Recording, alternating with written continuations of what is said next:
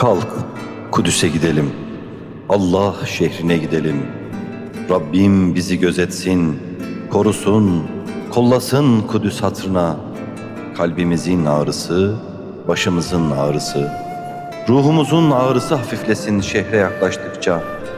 Tarhana çorbası içer gibi içimize çekelim. Gökyüzünde yaratılıp yeryüzüne indirilen bu şehrin sokaklarını, Kudüs'ün bulutlarından tesbih yapıp Subhanallah çekelim. Peygamber sükûtuna erelim şehrin sokaklarında. Tur'a çıkalım. Bağıralım, bağıralım boğazımızı yırtarcasına. Rabbimiz, biz de aşk ehliyiz, bize de yüzünü göster. Tur dağı paramparça olsun. Kalbimiz paramparça olsun aşktan. Kalk, kalk Kudüs'e gidelim sevgilim.